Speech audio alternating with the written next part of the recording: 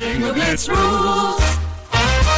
If your bingo has ads in it, That's not a bingo. if it doesn't have the coolest tournaments, mini games, and the most breathtaking design, Nope, not a bingo. if your bingo moment makes you feel so excited that you just want to burst in joy and scream out loud, bingo! Sorry, so you're playing... Bingo Blitz? Now that's a bingo.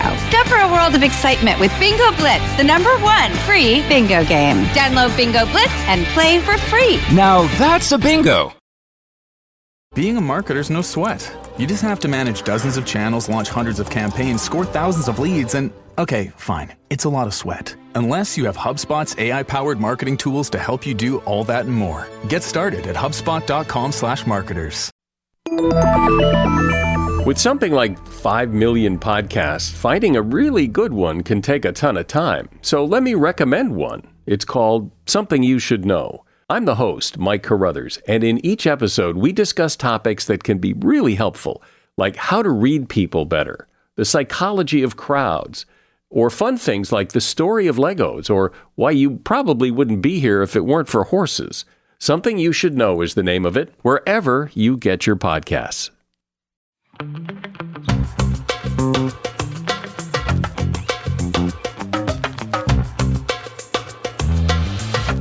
Hello. Oh, I should put my glasses on so I can see who I'm talking to. Yourself, and I'm right here. Yeah. And when you got close to me, I could see your skin all real close and personal. So beautiful and dewy and glowy. Thank you. I've started steaming it again. I wasn't doing Are you it steaming your before. vagina? I love a good V steam. Have you but- had one? Oh yes. Oh my God. It. What's it? Oh my gosh. So I feel like I just pee. no, because you should go to the bathroom before.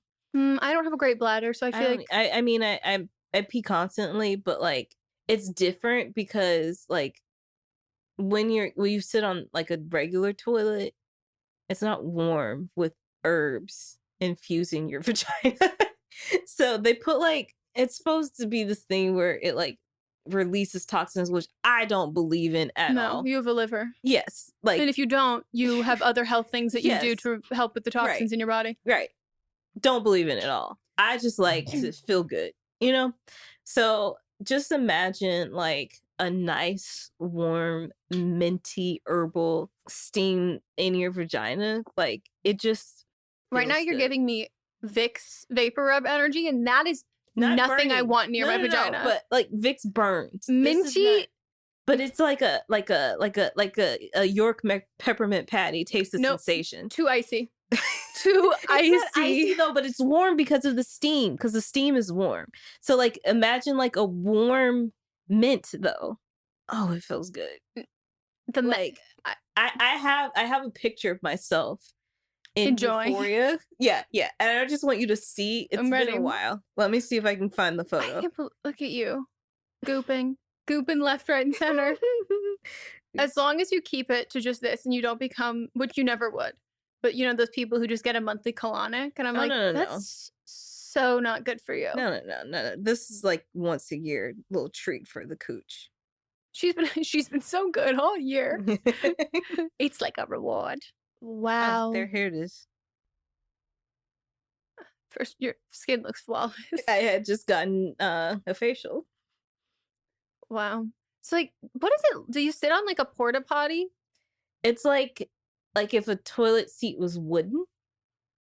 So like Okay. imagine kind of like Oh, like an outhouse kind of. Yeah, thing. and it has like a little box underneath, Yeah. and then an opening, Mhm. and then they have a bowl that has all the herbs and stuff inside of it, and like I don't know what they put. I don't ask questions, and then I you mean, I sit- trust those spas. you sit with a like kind of like a cape, like when you get your hair done, but Uh-huh. if it went all the way around your body. Okay.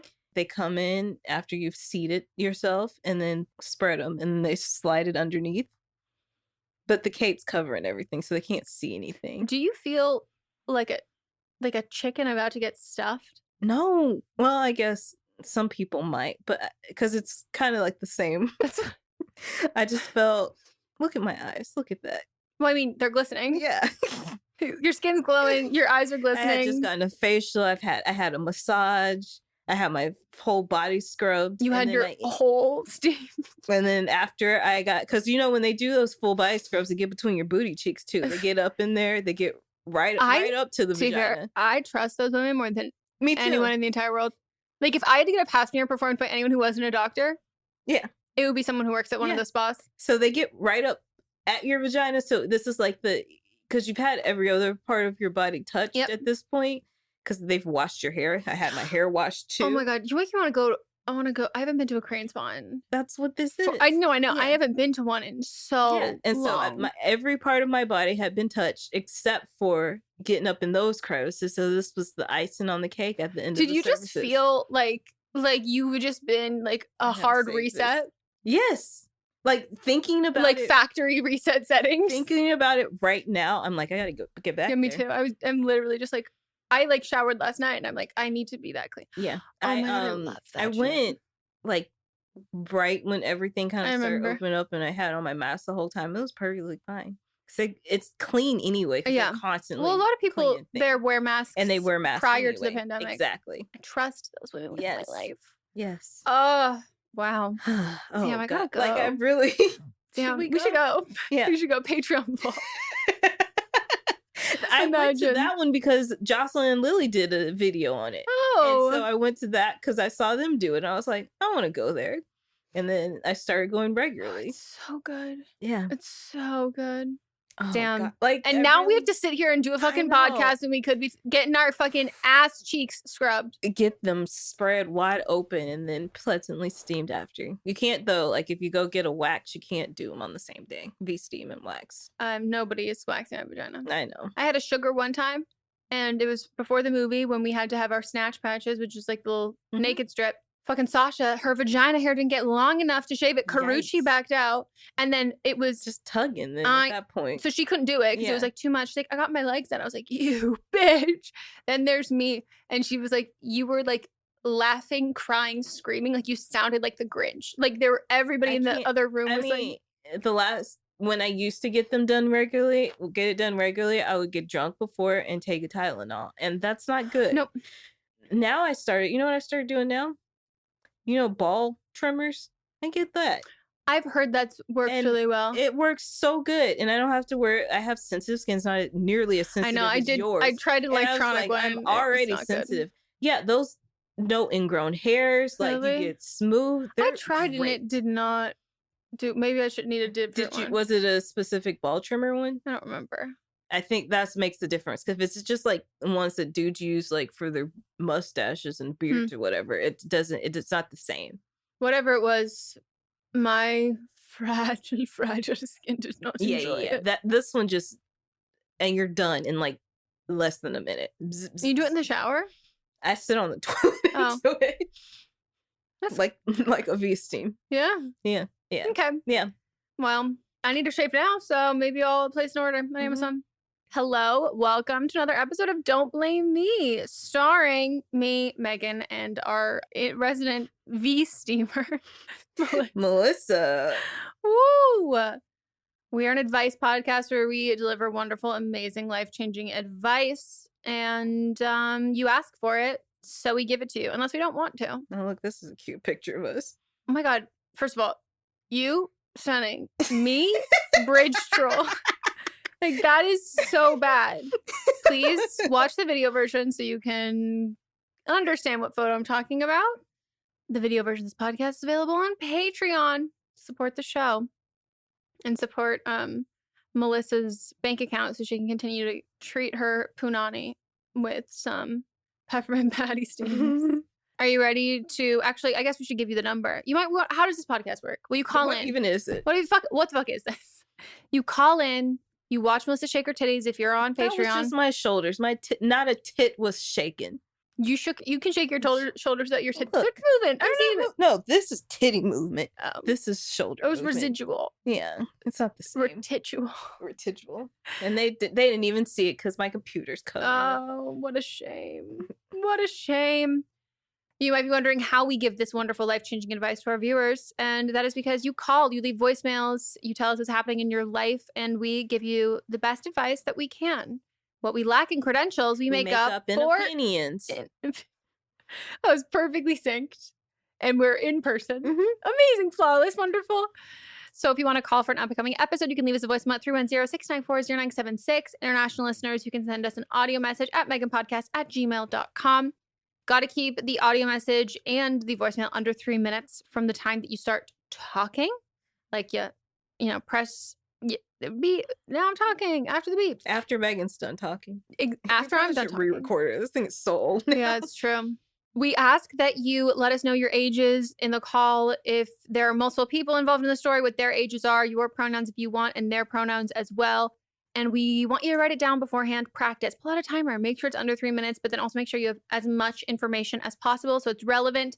Then you can practice reading it out loud. And then when you're finally ready to call, you don't have to memorize it or come up with it on the top of your head or divvy from, like, literally you can just write a script and read it.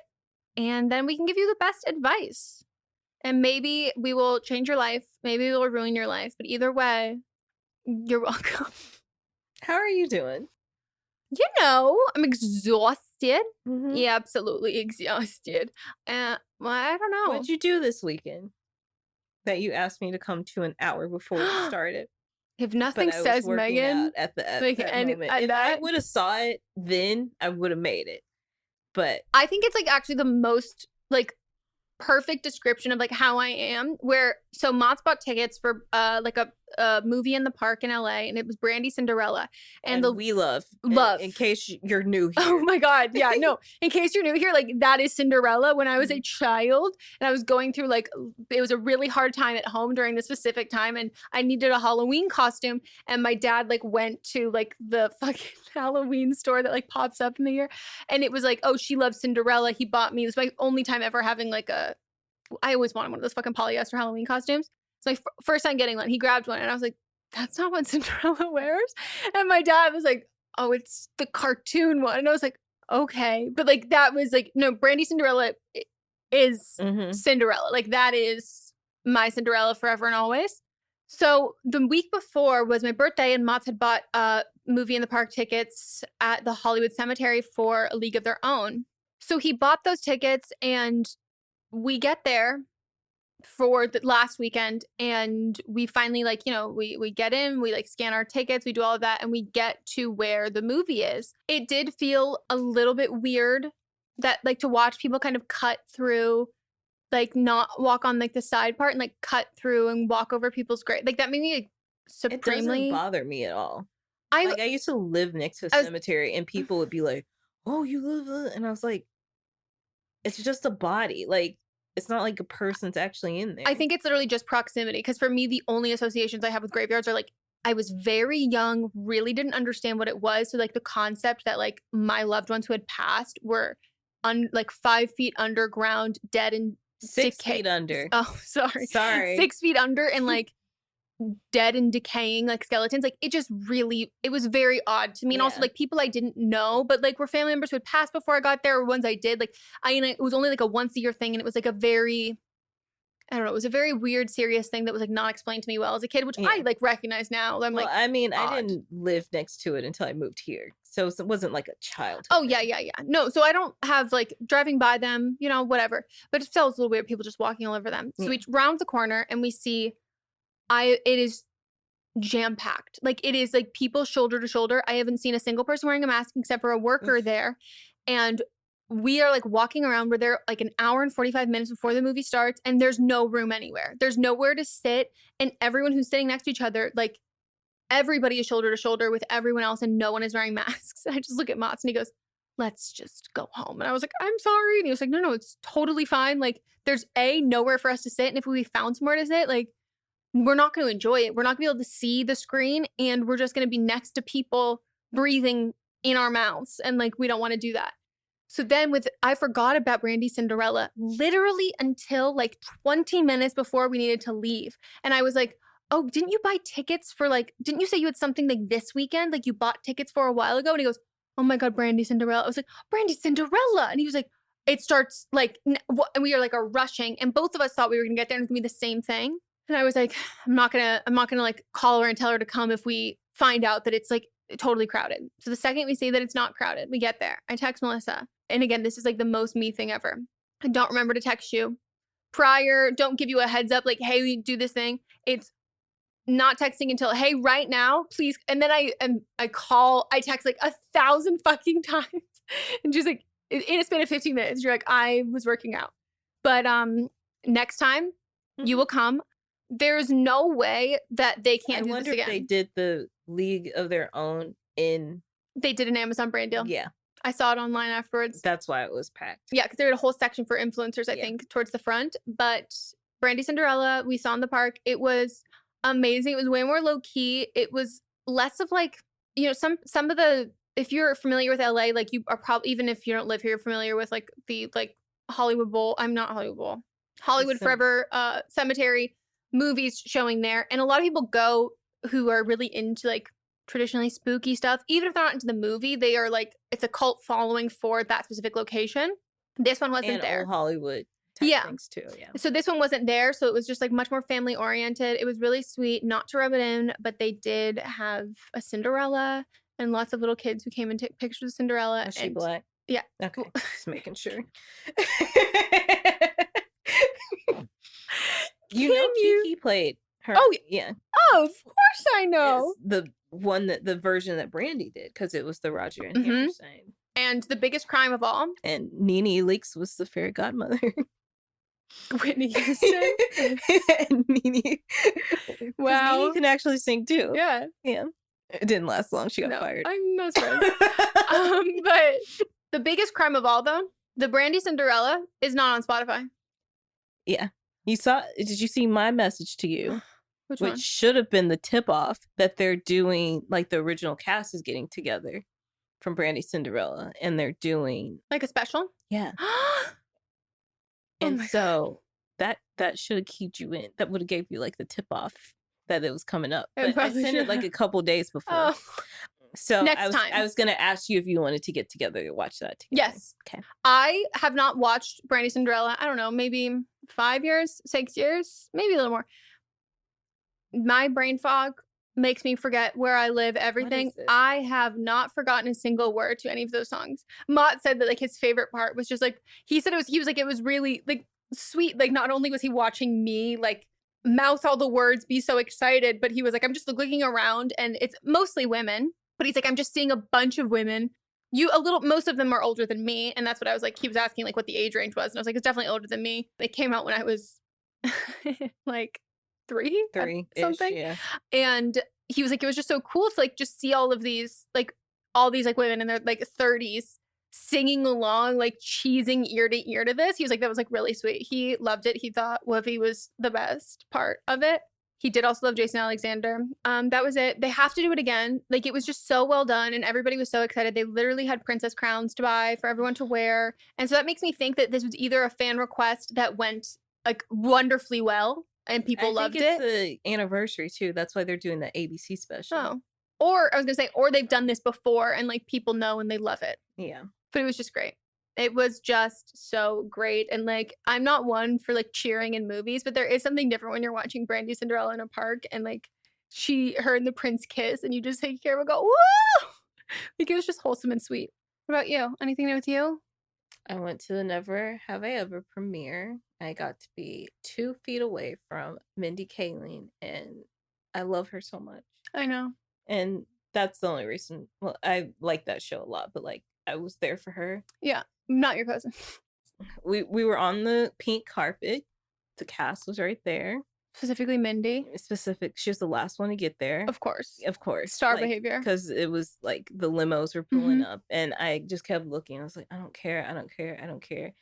And then like everybody else had been there. And I was like, that's everybody. Like the star of the show is here. Mm-hmm. And I was like, maybe she's not going to come because I know that they are filming Sex Lives of College Girls or whatever. I was like, maybe she's not here. But then I looked on her Instagram and saw that she posted that she was on her way and then I saw the limo pull up. I saw it before anybody else did. And I was like, there she is. And then she got out and then I just waited on the carpet and then she was right there. What'd she wear? She was a good stylist. Yeah, she has a great stylist. She has somebody that I forgot what his name is, but he did all her style on the Mindy project too, and she looked good. Yeah, no, she always good. I always like the colors that she wears. Like I think her stylist does a good job of like dressing her and of picking out stuff. Yeah. Well, I'm so happy for you. Thank you. I really wish though that like we could do like a zoom out of what red carpets were like for people when they see how glamorous it is. I cannot describe to you anything more than like this specific one, which is a very common one in Los Angeles. Just know that like those step and repeats, which is the carpet with like the rolled background that has like the logos or all that stuff. Just know that like 99% of the time that is in front of like It was a in front of Panera Bread BJ's. and like, you know, like it's like in front of like a chain restaurant and like a pawn shop and there's like a Jamba Juice like within eye shot. Yep. And that's like what it is. And like you're walking by and you're on your way to your doctor's appointment and you just see this and it's not long. You see something that's like, if it's a big one, okay, we're not going to talk about like award show big, but for like movie, see anywhere. It's relatively small. Yeah, like it's not even taking up a whole block at all. So you just see that and you're like walking on your way to your dentist appointment and you just see people in gowns in the middle of like the street. Like I would be ready to go to class and I'm like, can y'all please? It's a very weird, very, very weird thing. And then they get back into their cars and then you go home. Yeah. And you're like, I'm wearing like a gown and I wore a gown essentially to stand outside of a BJ's for like 5 minutes on a sidewalk that someone put a carpet over. Anyways. Let's take a break. Woo!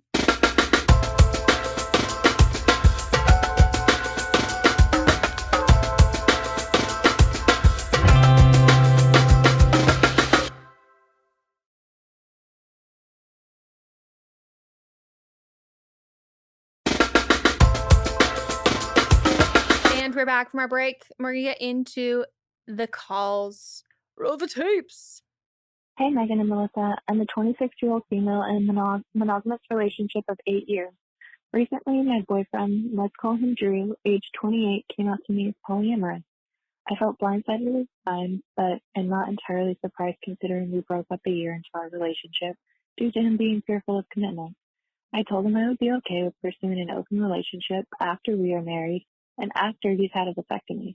We plan to get married next year. I also told him I would prefer to start slowly and go to swingers club and experiment together prior to us pursuing relationships individually. Our relationship and communication is really great and our sex life is awesome too. My struggle with all of this is that he's recently confessed he has a crush on a girl who has recently gotten closer to everyone in his friend group and has slept with one of his friends already. I wasn't expecting him to be interested in someone that's in such close proximity or even this soon considering we're not open right now. However, I am struggling to navigate this situation because I find myself fearful that he's trying to replace me, even though he says he isn't. This girl is everything I'm not, and I've witnessed their chemistry in person. She is aware that our relationship will be open at some point. But what really stung is when he told me, what if she wants to meet my family? I'm not necessarily okay with either of us introducing new partners to family due to it forcing us to explain ourselves and this new lifestyle we're pursuing and forcing us to face their judgment. Am I wrong for not wanting that? He's anticipating coming out to them as poly, and I'm fearful of their reaction because I know they're very traditional. I know this is a scenario that isn't real yet, but I'm so deeply disturbed by the thought of him bringing a romantic partner to functions I've always been a part of. Also, how would you navigate your partner wanting to pursue other relationships while maintaining the one they currently have with you? I love this man, and I want this to work, and I'm trying to remain conscious of how much I'm willing to compromise on. Any advice on this would be super helpful because I have no one other than him to talk about this with. So thanks so much. Love the show. Quick clarity. Did she say that her husband came out to her as polyamorous? Is that... That's the thing. Okay. Yeah. Because my question is just, obviously, I don't want to conflate, because a lot of times people conflate, like, open relationships or polyamory with, like, similar to being, like, bi or pan or gay or whatever. But, like, did he ask you if you were comfortable, or was it... Do you know what I mean? Like, did he ask if she was comfortable, or was it, I'm coming... Is it a deal breaker? Yeah, like, how was it proposed in a situation that is, like, you know, I have a lot of friends who are in heterosexual relationships, realized they aren't straight later on, and have come out to their long-term partners as like, I am bi, I'm queer, I'm pan, and I just like want to let you know. And that it's not about like nothing in their relationship changes. It's just now that they know that the person that they're with isn't straight. They know that like, oh, in these specific cases, these are like women, like, oh, my wife is bi, like my wife isn't straight. Mhm. So I'm curious how this was proposed, if it felt like that was something that like had to happen in order to like quote unquote save the Yeah. relationship from like your end. Call it, do you know what I mean? The boyfriend cheating. Well, yeah, but like along the But lines I don't of like say that in an offensive way. no, but yeah, but along the lines of like when it's like I'm coming out as polyamorous, I don't think that that is like so unrelated to then being in a polyamorous relationship with your monogamous partner. So like, was it presented with, would you be interested in opening this up? Or was this is who I am, change to fit this? Yeah. Yeah. I don't know. That was my main question, was like, everything that I know about polyamory, I have read in the book Ethical Slut, which I have. And I read it because I was going to do this podcast that we talked about, like things that could be quote unquote taboo. We had the author on and she shared a lot of information. And then I loved her. She was great. And then, I heard the book from Gabby Dunn, who they have I think they even quoted. Oh yeah, that's how I know it from them when here. they were on this show. And then, so we also had the author on just between us as well. So yeah, I said before, like I could be polyamorous, maybe, but the more that I've looked into it, I don't think that I actually could be.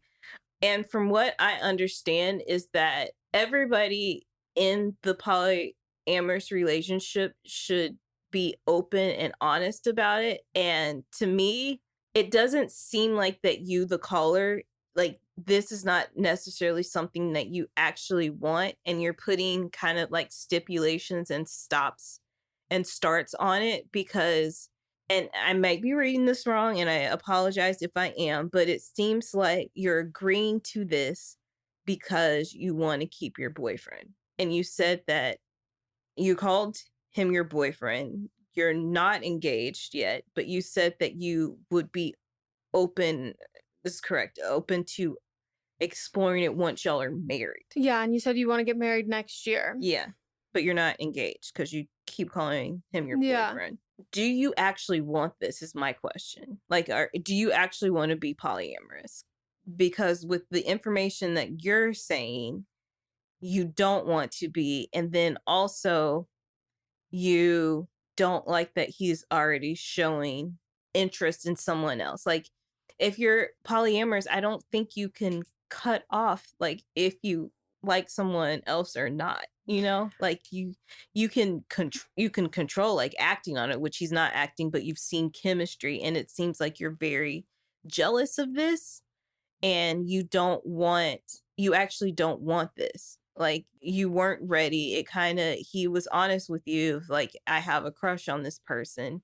That has also, you said that the person has already slept with somebody in the friend group. Like, are they going to be poly amongst friends? Yeah, there was a little judgment in that phrasing of that. And I think it's because you don't want to view. I don't think you also don't want to view your boyfriend as anything other than being in the right. So it's easier for you to dislike her and think of her as a problem. Yeah. So my biggest thing is, like, you said this is like, I'm going to compromise. But if you're polyamorous, it's not compromising. It's that you're also open to this as well. And it seems like you're trying to do whatever you can to keep him, as opposed to actually engaging in a polyamorous lifestyle. Yeah. I mean, I wholly agree. Like Melissa said at the beginning, I'm in a monogamous relationship. I've never been interested in polyamorous relationships, so I can't speak from a place of like understanding, only again by proxy. But this, to me, I think he is what makes people who are polyamorous in polyamorous relationships. I think he is, what gives people a negative stereotype of this, because you're not in an open relationship. But he is telling a girl in his friend group that you will be in an open relationship, and he's flirting with her. And that's not okay. You haven't established your boundaries of what you're going to do. Like, deciding to open up your relationship, especially a relationship you've been in for a long time, but even a shorter relationship, the process isn't you don't open up a relationship usually for one specific person. You open up a relationship because you've been interested in this for an extended period of time. And it's with the idea of this, the excitement of trying that. It's not like a sister wife situation where you're opening it up for someone who you've already lined up. That's not okay, because that is crossing boundaries in your current monogamous relationship. Right. And I understand what you're saying. Like, you know, I didn't think it would be someone who is like so close in a friend group. And then he brought up the thing with like meeting family. You are not on the same page. You have not communicated what an open relationship looks like, what you're comfortable with, what he's comfortable with, and what the boundaries are. And I think that's because you, like Melissa said, I don't think this is coming from you. I think you are hearing this is what he wants. And you even mentioned, like, we broke up a year in. This isn't totally surprising because he was commitment. So you're relating this with he's afraid of commitment. So I'm going to get the marriage and the vasectomy so I don't have to worry, which again, they're not 100% effective. But the way that you're talking about the things that you're like worried about, it's so clear that you haven't had this conversation with him and he hasn't even thought to have this conversation with you, which to me is honestly a bigger red flag. I think if you are proposing to your long-term partner that you're interested in being polyamorous, you really need to come with like the either I'm not interested in opening our relationship up, but I do feel like I want to share this information with you because I want you to really like know me. Or it's not a deal breaker for me, but I would want to open our relationship up. These are the boundaries that I was thinking, but I'm like ready to hear what things that you would be interested in if you are at all. But it's not like, it's just kind of like throwing out this term, like opening up the relationship. And then to me, it feels like he's just kind of like showing his hand a little bit all the way through this to make you feel like, oh, well, he's being honest and he's telling me this, so then I can't be mad if this, and this. And when you say that, like, we can open it up when these things happen, those things aren't like, that you say you have good communication, but like getting married and getting a vasectomy, like that's not actually helpful at all in an open relationship. Like there needs to be boundaries, and it makes a very common boundary is you do not open it up to people with like mutual friends, with people within your friend group, or you exclusively open it up to the people that both parties know. You have to set those ground rules. So that's like the biggest thing that I've read from Ethical Slut is that you have to set your own rules. And if this is something that is like a deal breaker for you, him being with somebody in your friend group, then that needs to be a hard and fast rule that you set now. Yeah. I mean, I'm just going to be super honest with you. I think that rushing to get married right now is like a really big mistake because and I say this out of so much love, you have proposed marriage as a solution to trust in a way. And I don't think that you are going to actually feel that. I don't think that I think you're proposing it as a sense of security, but I don't think you're actually going to feel secure in a relationship just because you're married. And I think if anything, all that does, like marriage is a piece of paper, yes, but like, you know, it's a lot of work to get undone getting married. Like you going through the legal process, if there's like all of that stuff, like it's always better to hold off on that. And it's the fact that he has already put the feelers out and started this process and broke your trust by telling someone that you are opening up your relationship, which, to be fair, I think he is, again, showing his hand in the sense that he's telling you a bit of what he's saying, not all of what he's saying, so you can't be mad at him, quote unquote, because he's being honest. But I just don't think that what you're viewing as security is going to feel secure to you at all. And then all you've got there is a truckload of paperwork and shit, and the feeling of potential quote unquote failure. That's not really what it is, but depending on how you grew up and how you view divorce or separation, it might feel, whether it's financially, but definitely emotionally, a lot harder to set up boundaries in this relationship and or leave this relationship. This just, to me, your boyfriend is not being respectful to you. And I feel like it's under the guise of like, oh, I'm respecting him and his, like, he's polyamorous, like I need to make sure that I'm being like inclusive and respectful, but that doesn't come at the expense of your own respect and your consent and your boundaries within your relationship. And I think that he has broken that, and I think that before you do anything, that needs to be you need to see if that can be mended. Yeah. I also, my toxic advice, I would meet this girl. I would meet this girl. Hasn't she? She said that she's seen their chemistry. I would like meet her in a context where he's not around. I thought you were gonna say meet her in a back alley. Oh, well, yeah. But no, I'm kidding. Because you have a lot of animosity towards her. And my thing is, I don't know what he's told her. He's told you what he's told her. You don't actually know what that is. And I don't know. I have a really hard time with people men specifically, who speak about like women in their friend groups who's like, she slept with this person. Like, so this is just locker room talk about a boy told you something and now you're telling someone.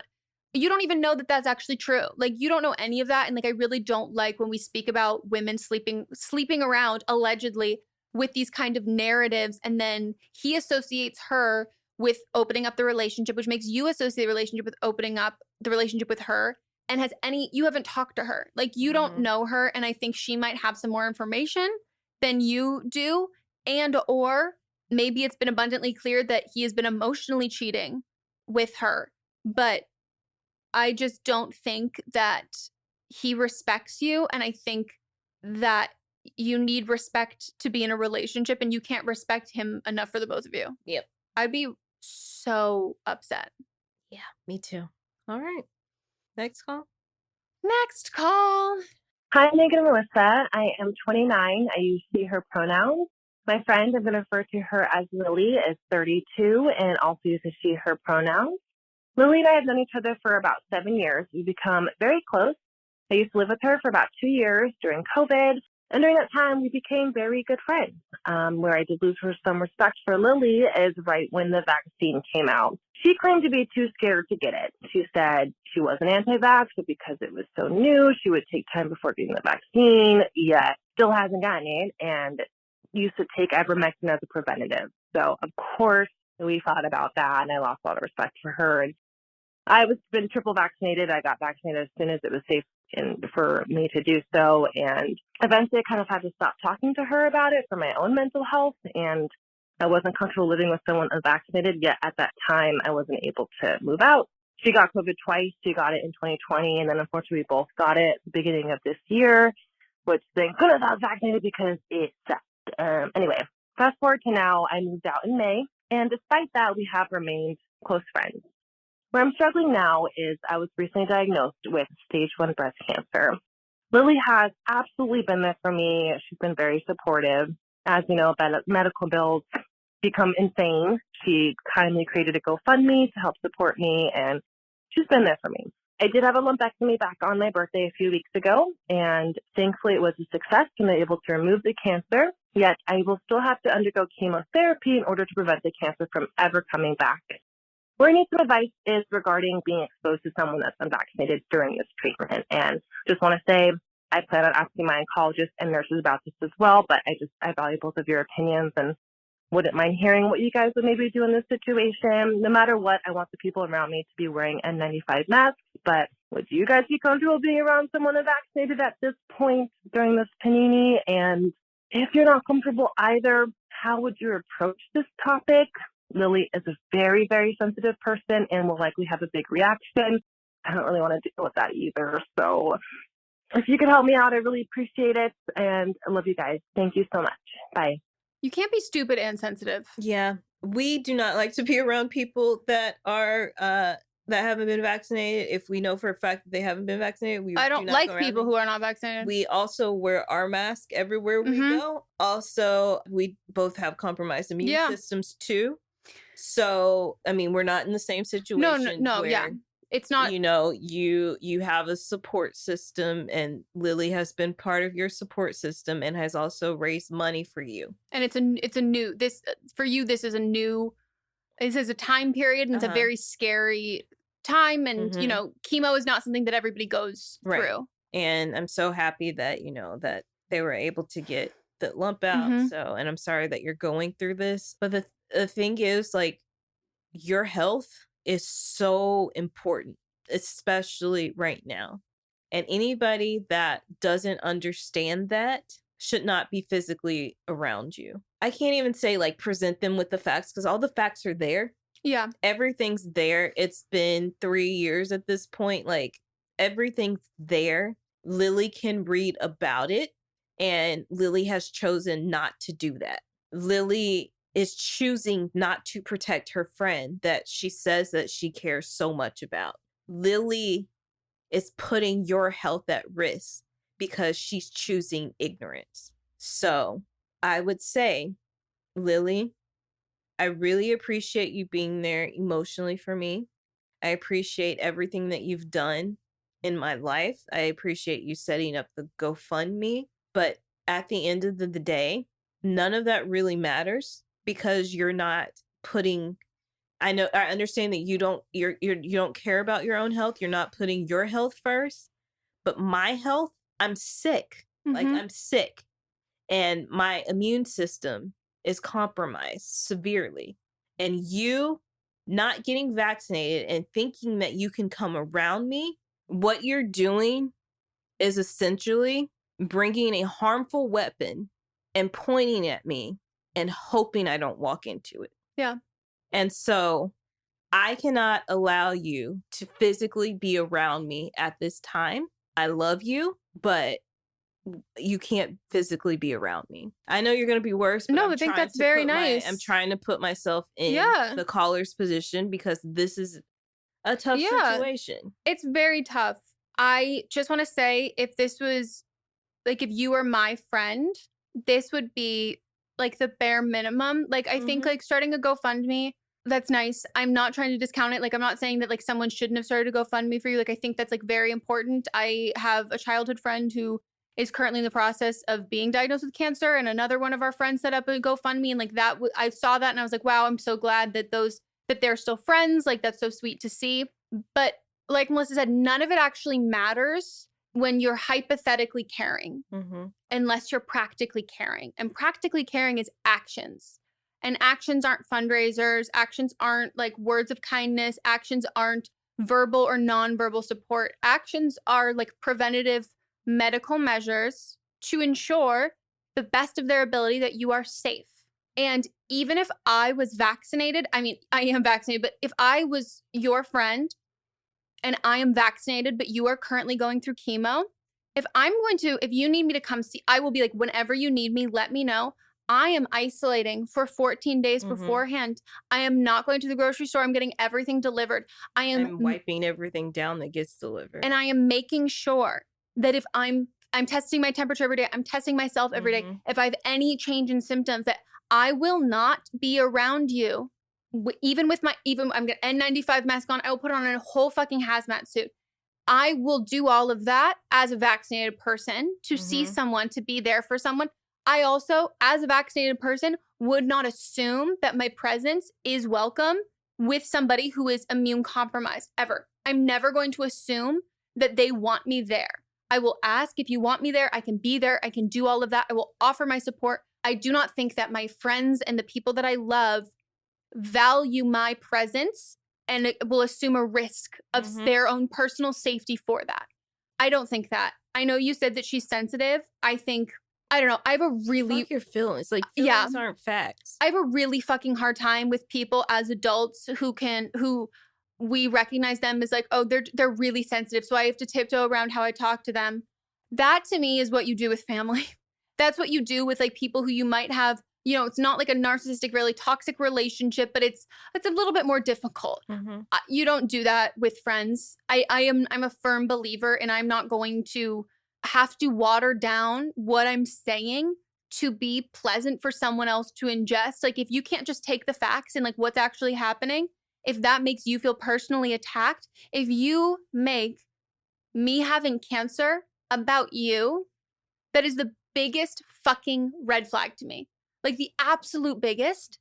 I think the GoFundMe and all of that right now, she wants to say that she's a good friend and wants other people to think that she's a good friend and view her as being a good friend without actually being a good friend. Yeah.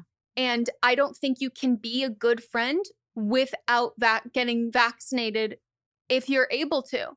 And she is. And she's also not smart and taking ivermectin as preventative measures. And I don't want to like judge you at all for like why you're friends with her. In the pandemic especially, I think we all have a lot of proximity friends, and it can be really hard. And people like, sometimes you just want to move on from these difficult topics where you don't align with someone because it's harder to make new friends or harder to have another connection and you want to still have said connection. But if this was me, I would send her a message and I would be like, hey, I want to let you know I really appreciate how you have like been there for me through this, and also starting the GoFundMe. That was really kind. To be perfectly honest, I'm incredibly upset that in the part of caring about me and my well-being, in no part has that changed the fact that you're still not vaccinated. You have had so much time to learn about this. It's important to care about people as a concept, but the fact that you still can't care when it's me right here in front of you, like I can't, do you know what chemo does to your body? Like, do you know how hard that is? And I am at this point in my life, I'm not having people in my life who don't care about me in a practical sense. And you're not one of those people. I really hope that you will take it upon yourself to educate yourself about the vaccine and about COVID and the importance of preventing transmission and reducing viral load and all of these things, and also what I'm going through with chemo.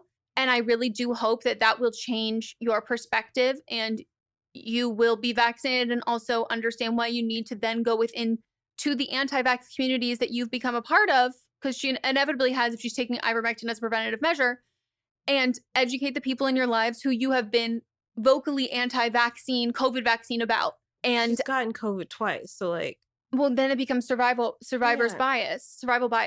But I would be like, I appreciate what you've done for me, but it truly doesn't mean anything if you're not going to actually value my health. And that's it. And I don't think that when you're done with chemo, you should be friends with her still. I don't think any of that. I obviously can't relate on this level, but like Melissa said, like we both have compromised immune systems. And Melissa's like my only friend who takes it serious, like the same way that I do. And like all of minus like one or two, maybe, all of my other friendships have changed except for ours. Like all of them have changed. And it's hard.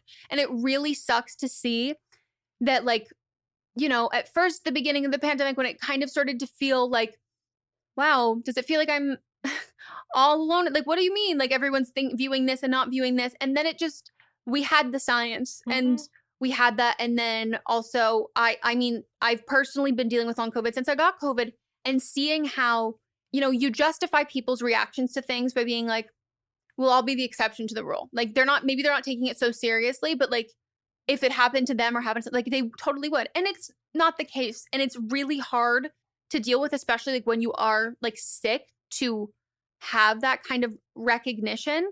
But I think COVID has made our social circles and our worlds feel really small. And it's made it so we can think of like hypotheticals of, or like you see on Twitter, like people who are like really supportive of like social distancing. And then you see people who are doing absolutely nothing. And it feels really out of body weird. But then also our social circles have consolidated so much that when someone is doing a little better than somebody else in terms of, you know, like safety protocols, or no one's doing anything, it feels like that's the only option. Like that's it. Like those are the only things there, and those are the only relationships. And so it's either you have no relationships or you accept those ones. And it's not the case. And I mean, I think you obviously know that because you called in and you know how our stances are on anti-vaxxers without the added aspect of what chemo is going to be doing to your immune system in your body. And this person, like, I know you said that they've been there for you. To me, the things that they have done to support you have been really forward facing. Performative, maybe. We don't know her. No, we don't. But to be fair, I think it is a pretty fair assessment to say someone who is an anti-vaxxer who's not getting vaccinated for COVID as their friend has chemo, setting up a GoFundMe for them to pay for their medical bills for chemo is a little performative.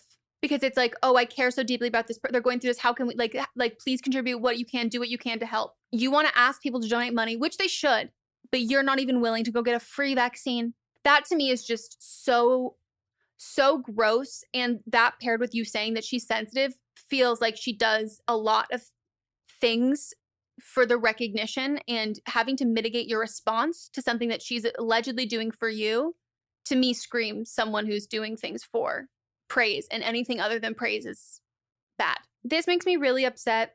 And I also don't want to tell you to like cut off all communication with her and stop being friends with her. Especially at this time when you're going through something that's really hard. Yeah. And I don't know if you have like, I don't know even what the protocols are for like chemo right now, for if you can like have someone who's in like a waiting room like there with you. Like it's a very isolating, very lonely thing. So like by no means am I suggesting that you cut off who potentially might be like your only source of like a social support system. But if she's not, and if like what we said has like rung true, just know that even if she's your only support system right now, she's not the best one, and there's someone better out there. And there's nothing wrong with maintaining a long distance kind of relationship, because you like the comfort of someone sending you funny TikToks, like checking in with you, asking you how you're doing. And the second that you have a larger friend circle or chemo is done, or you can expand that, walking away from this friendship and never looking back. Like you need to do what you need to do to get through this. Yeah. I really, really, really hate her. Yeah. All right, let's take a break.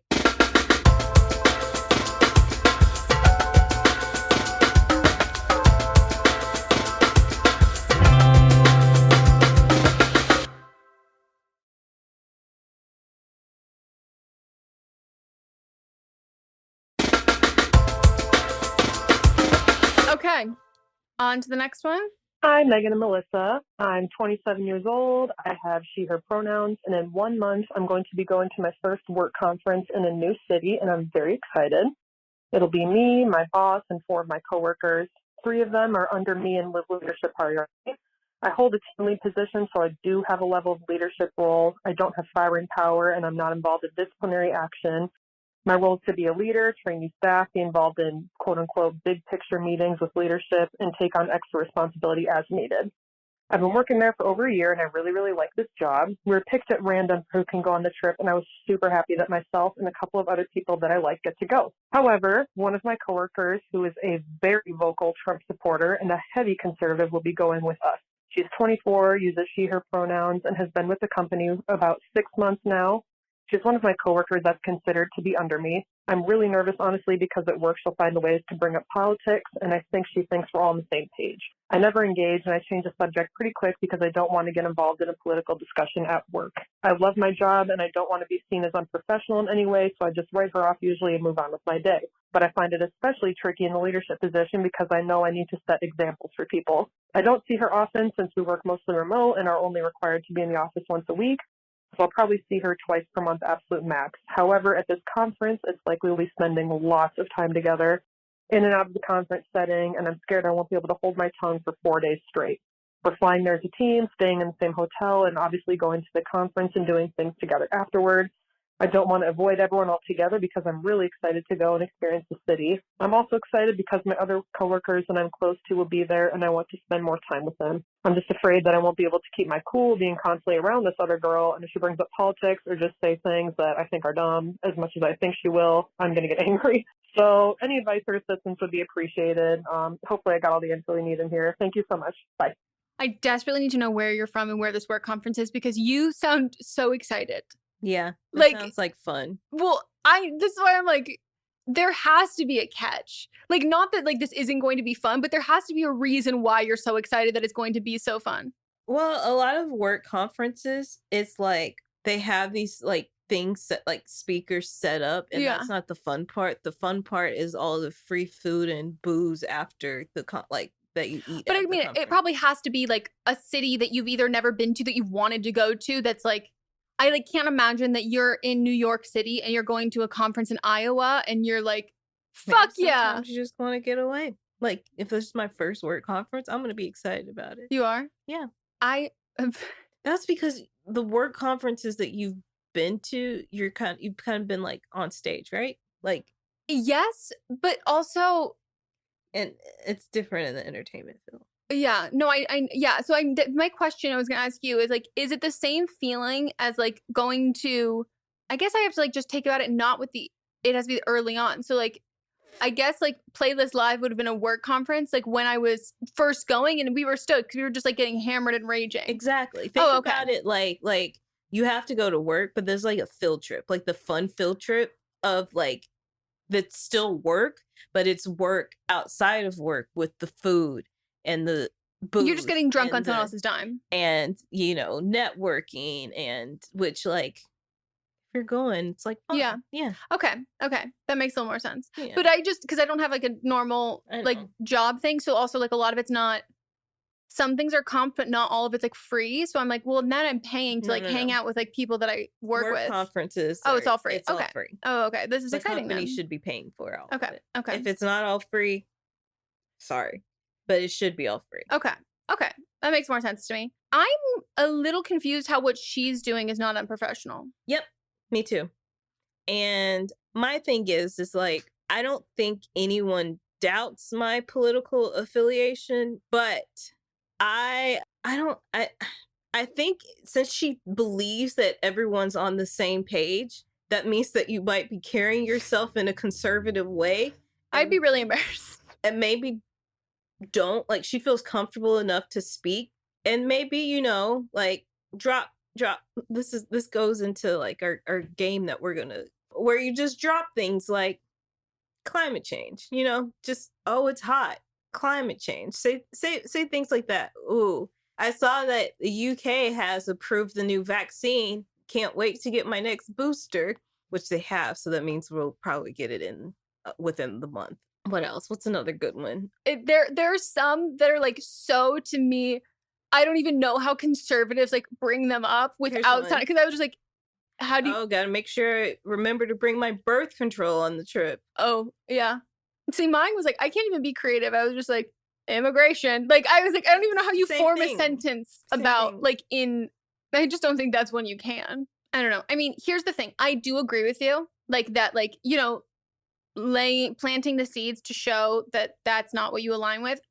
I also agree that what you have done in your mind, the goal of it was to shut down and avoid.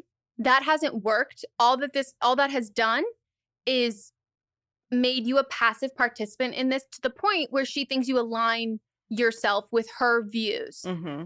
And I actually don't think that is like the right approach. I understand why that was your initial approach. To me, from how you're describing this, you're like, I know if I hear, like, I'm going to go off. Sounds like you're someone who's self-identifies as hot-headed in these situations, as am I. I very much relate to that.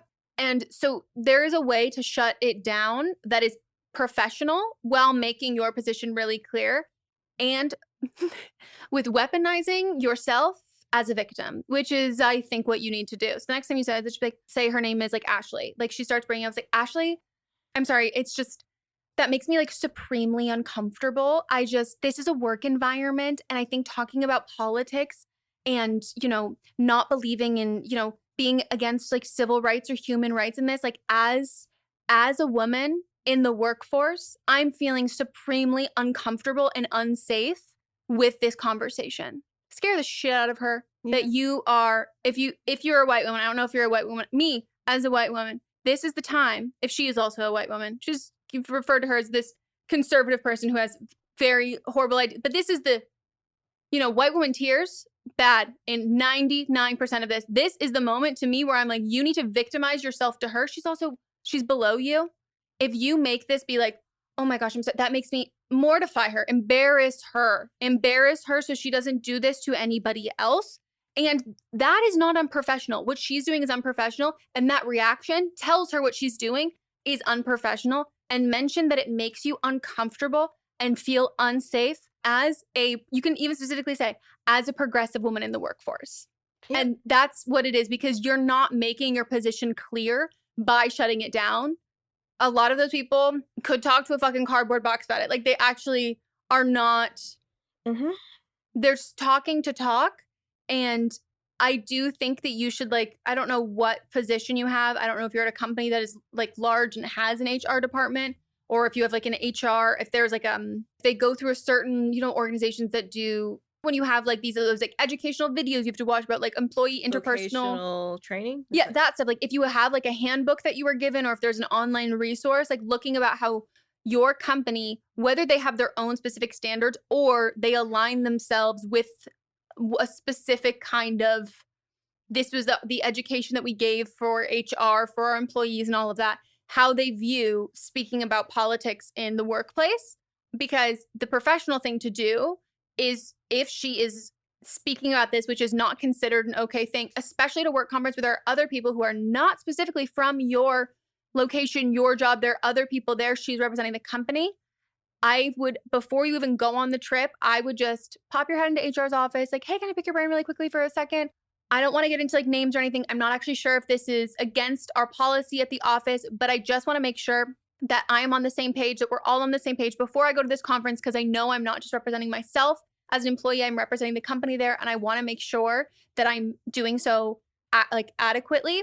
I do want to know what our belief system is and our protocol in talking about politics with coworkers, and or to a volume level where other people could overhear, even just talking about the coworkers, and or potentially talking about it with other people who are involved at this conference. There's been someone on my team who I work with who very frequently talks about politics. My approach, which I've just been doing, I'm not sure if that's the right one, I've just been like walking away from the situation, but I've grown increasingly uncomfortable to the point now where I am a little concerned if someone overheard her saying this during the conference, or if she mentioned it to somebody else at the conference. But it's not my place, obviously, to discipline. And I'm also not sure if that's something that we're very okay with, personal politics being spoken about in the office while on company time, with the name tags, with like the companies, all of that stuff. I want to know if this is something that I should be reporting this person to you and like letting you know. But I also, if this is okay, I don't want to be overstepping. And I think if you have HR, I think that's like a great way to go about it. That's actually really smart. I do think that walking away from the situation does not make, you're doing that to like protect yourself from like blowing up at her, but it doesn't actually stop her from doing that. And it also does not make you look great. Like, your company might be like incredibly progressive and they are not okay with people having and spewing like, I mean, at this point, most conservative shit is hate speech in the office. And knowing that she's doing that without saying anything to somebody else and also just kind of walking away, it can make you look like a guilty bystander in that sense. Like, and I don't think that you want to be associated with that. And the best way to not be associated with someone is to put that on someone else. Yeah. And to be like, here you go. She's your problem now. Yeah. Sure. Good call. Look at me. HR making moves. Can I just say, one of the greatest, not insults, but like the commentary that comes from Love Island is the greatest thing in the entire world. But once, girl specifically, Danica, was on Love Island and she didn't have the greatest chat. She was a little stiff, and someone on Twitter, which they've run with it, everyone talks about it, she's associated with this. They said, Danica moves like HR. And she's like embracing it now. And she goes, you know what? That's fine. I'll move like HR, like maybe a little stiff. Like, she was in a long-term relationship and had never, like, since high school, and like just broke up, and she's in her early 20s. Now I feel like I know a little bit more about HR because they're saying that she talks like HR. And I was like, I feel like I understand HR a little bit more. Love Island is an educational program. Coco will get it. She can laugh with you. I can't. Coco, I got to hear who you loved this season, who you hated. Oh my God. I need to know. I need to know your thoughts and opinions with Gemma potentially getting the PLT deal and not India. Yeah, Coco. If India doesn't get the PLT, I will riot. Gemma needs like an express deal, a White House black market, something with sensible trousers. Yeah. She gets it. I used to love, that was one of my stores in college. Just want you to know that as I was saying that, I go, Melissa's going to identify with these. When I was in college. No, Gemma, you would love how she dresses. Yep. And there's nothing wrong with how she dresses. She is 19 years old. Homecoming court. Were you wearing slacks? Oh, I thought you meant high school. No, college. Because it was like business casual and we walked out in the field, but I had a white. Why is there homecoming court in college? Because we had a football team. Same thing. What? We had a football team. What does homecoming have to do? What does homecoming court have? Means that alumni come back home. So. But why do we have a court? I think it was probably because when it was established, women didn't play sports, and so they're like, we got to get the women involved in this somehow, and so they started having the court for it. But do you have men on the court as well? Now, but I don't think they used to. Oh, so who votes on that? The school did. And everyone. So it's just like smart 20,000 people. No, it wasn't smart. Well, then It was- how do it's they a even know who you popularity are? contest. Yeah, but how is the school? Oh, you meant the students. Yeah. I thought you meant like the board of trustees is picking names off of a list because they know No. them. No. Wow. So you get nominated. So you get nominated by one of the student organizations, and another girl in my sorority wanted to run for the sorority. So then I had my favorite fraternity nominate me. So they nominate. Well, they asked because I was like. Well, no, I mean, no I shame. was Miss Black and Gold, like they're like. Yeah. Exalted in their fraternity, and so then they said, "Well, we want to nominate you for homecoming court," and I said, "Great." So then I got nominated, and I had to like send my resume and answer some questions, and then the board of You like, went to students, college in an MTV reality and show. then the students like that were like the presidents, and I was president of MPAC, so I had to recuse myself from voting. So the vice president Wow, had this to is vote. so official. And so then they voted on like the people that moved for it for first round. Who did? And then like the student, like all the clubs at the school get a vote. Okay. Since I was president, I had to recuse myself. Yeah. So the VP. So then that first round was like getting voted upon just like on paper. And then after that, then you got to move on. And then the second round was interviews that you had with the student body. And so they asked you like about your life, what you plan to do with life. And then like there was like questions about the university because you have to have school spirit to be on court too. And then that got nominated down. And then the third Is round, Tyra at the final level? No, the football team. So I had to go to a bunch of men with thick necks. Yes. Yeah. So then I got interviewed by the football players and the coaches.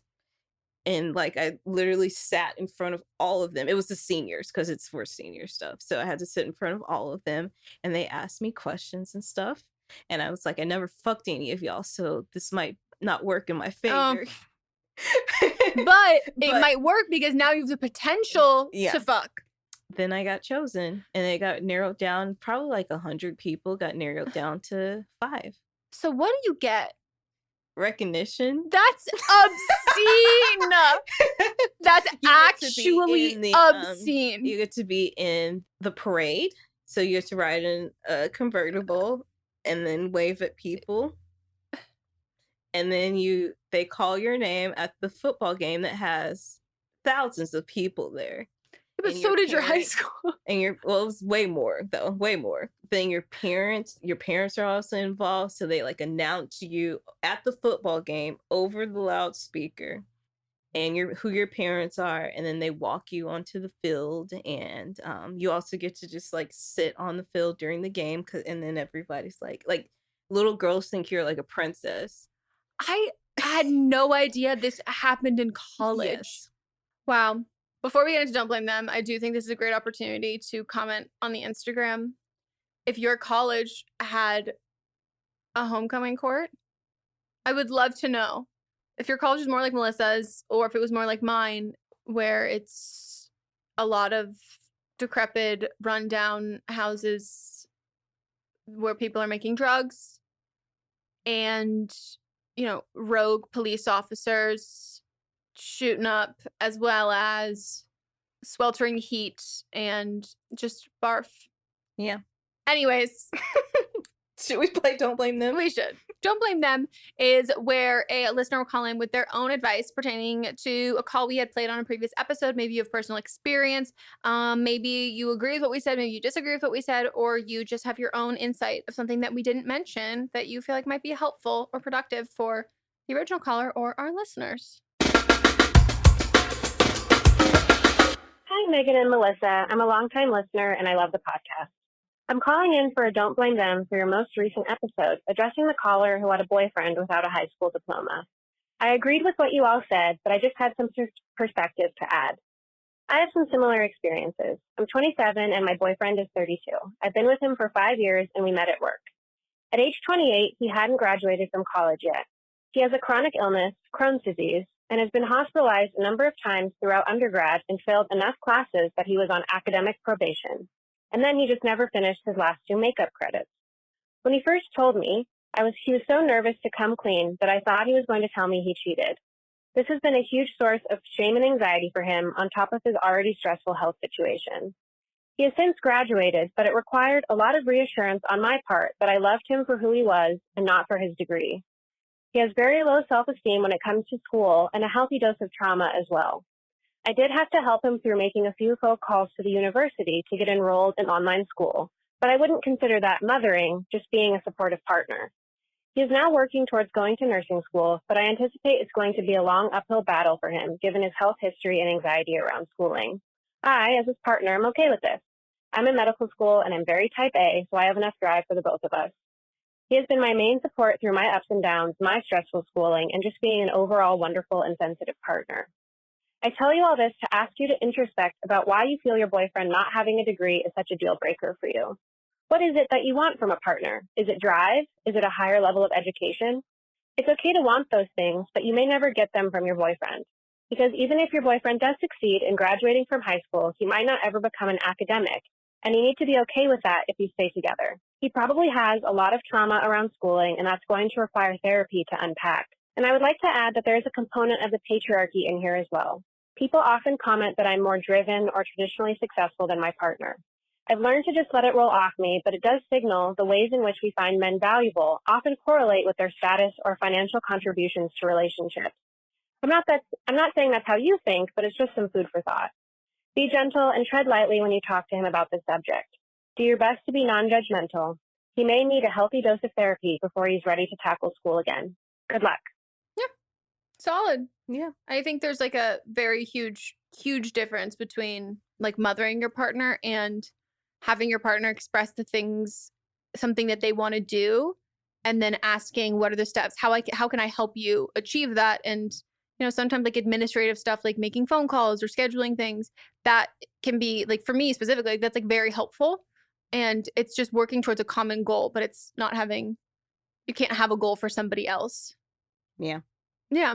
I mean, I also don't think that there's anything wrong with like conceptually saying that you want a partner with higher education, but I think like she's saying, I think it's a good, like, why? What does that mean to you? Because I think that we have there's a practical aspect of like capitalism and financial security and that aspect, but then there, is a lot of like, oh, what do I think of when I think of somebody who doesn't have a high school degree or a college degree? And like, what do I picture when I picture what that person looks like? And what do I picture that person's intelligence level as? And like, why do I assume that person hasn't finished school or, whatever that is? Because a lot of it is like really outdated. Because like, I don't think that Mott's ever was like, yeah, I want to date. He's very academic. Like, I don't think he ever in his life, I think he probably would have put on his short list of things like that automatically someone who's like, it would be assumed like someone who like has a higher like education, but yeah, that was like an assumption on my end too. It's like it feels like a given kind of. It does feel like a given. Like somebody finishes high school, somebody finishes college, and that's not the case. And especially moving here to LA, I was like, oh, that's and I thought towards my senior year, I was like, oh, this is bullshit anyway. And then when I moved here and saw, I was like. And even like when I went to UCLA to study film and stuff, I was just like, if I would have started here, I wouldn't be here, Yeah. Like there's no sense of me going to film school after I already have a degree if I had already started studying film before. And it's not like you could pick someone out of a crowd that's like, oh, they didn't go, I can tell. Especially working in our industry. No, not at all. But I do think we usually equate that with drive and like, and it's not. It's not. And I think that, that has been, I'm not going to speak for Moss, but I do think that like my less traditional route of like education and then like job or whatever has I think it does, you skew that and you realize like, oh, college and that stuff that's pretty inconsequential when I'm associating that with characteristics and ethics, like someone's like morals, when those are like not the same things at all. Yeah. So, anyways, that's it. Wonderful. We hope you all enjoyed. We certainly did. We really did. There's so much that is getting cut out. We spoke for what, like 2.5 hours? It's 6:30 right now. You're fucking kidding me? Nope. God damn. Wow. What a day. What a day. If you enjoyed the episode, please go leave us a review. We would appreciate it immensely. Yeah, we don't have any new ones. And that's your fault. Leave a review. If you want to watch the video version of the podcast, head on over to Patreon. You can also just support the podcast by becoming a patron. We also do live streams twice a month. They're so fun. Great way to have some social connection without, COVID connecting. You know what I'm saying. You know what I'm saying. If you need some advice, we know you do. Sexual, funny, come on, give us some of the, like, we always want to help in like the real intense stuff too, but like, where are the people who fucked twin brothers? Like, give us some crazy, wild, juicy drama, giggly, wild stuff. We need some of that in our lives. Do you remember peak COVID? And we were angry because this was peak COVID, but that girl that like fucked somebody in the barn, come back, and then fucked like his cousin or something in the house. If you're vaccinated, welcome back. Like, I want to know some more stuff. I want that stuff concluded. And like, I don't know if people, I think we mentioned it before, but like, we were very adamant on not taking any calls that involved like people breaking like COVID guidelines and all of that. As we do not endorse the CDC COVID guidelines, but vaccines have been readily available, and so give us your calls. Yeah, we're okay with it now. If you've been to an orgy, give us a call. Everybody was tested before. Great. I mean, to be fair, I would think they do. Those people who are regularly testing. Fact that they do. I was gonna say, I feel like I know for a fact too, and it's probably because you told me it. Yeah. Sick. Anyways. Not that I went. I just know somebody that went. You think that this bitch, I'm dying at the fucking idea that of all of the things, you're like, no, I'm not gonna, like, not safe, like taking so many precautions, and then you're like, the first thing you did when you were like, okay, I'm ready, you went to get a massage. And the idea that like you would be massage, next order of business, orgy, to me, is I'm like, before I pick, like, they're like, what do you mean? Yeah.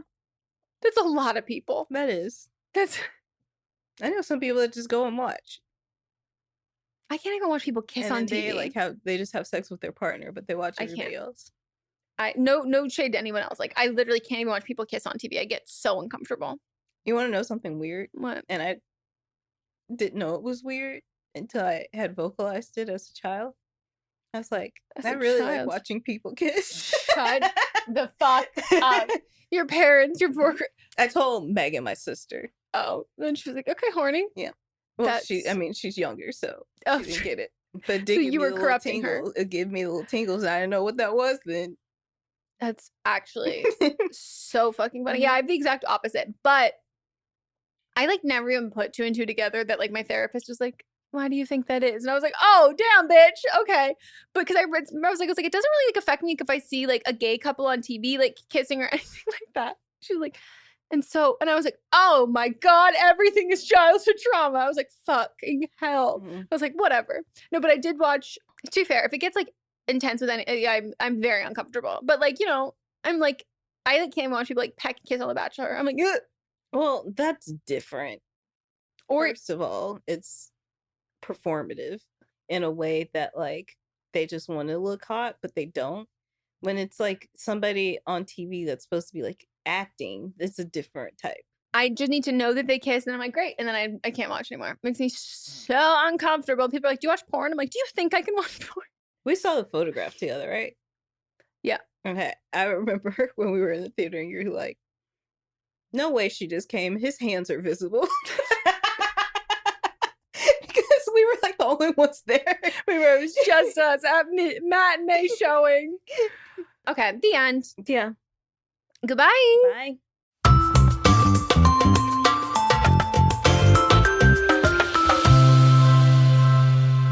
Don't Blame Me is a production by me. Executive produced by Melissa DeMonts and Diamond Imprint Productions. Edited by Coco Lawrence. Post-production sound by Chris Henry. Production assistance by Melanie D. Watson.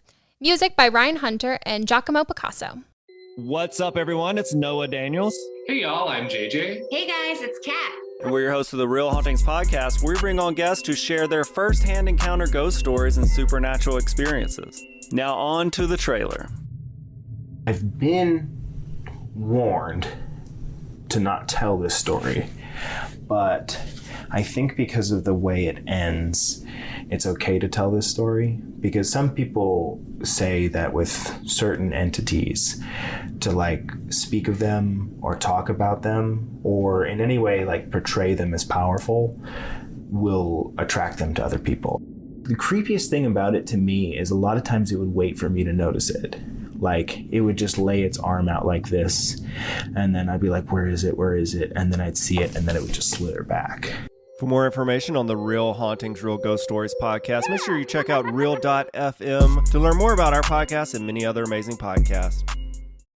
Hi, I'm Jennifer, a co-founder of the Go Kid Go network. At Go Kid Go, putting kids first is at the heart of every show that we produce. That's why we're so excited to introduce a brand new show to our network called The Search for the Silver Lining, a fantasy adventure series about a spirited young girl named Isla who time travels to the mythical land of Camelot. During her journey, Isla meets new friends, including King Arthur and his Knights of the Round Table, and learns valuable life lessons with every quest, sword fight, and dragon ride. Positive and uplifting stories remind us all about the importance of kindness, friendship, honesty, and positivity. Join me and an all-star cast of actors including Liam Neeson, Emily Blunt, Kristen Bell, Chris Hemsworth, among many others, in welcoming the Search for the Silver Lining podcast to the Go Kid Go network by listening today. Look for the Search for the Silver Lining on Spotify, Apple, or wherever you get your podcasts.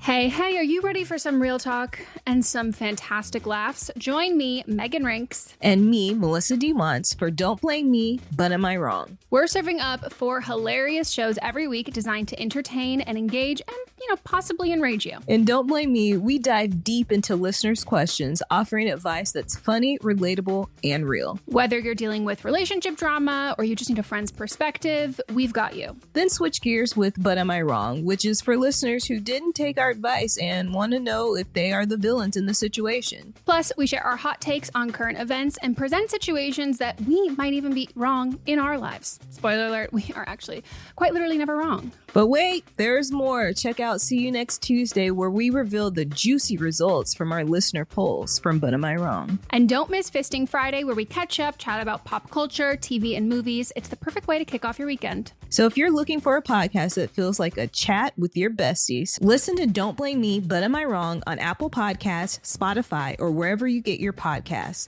New episodes every Monday, Tuesday, Thursday, and Friday.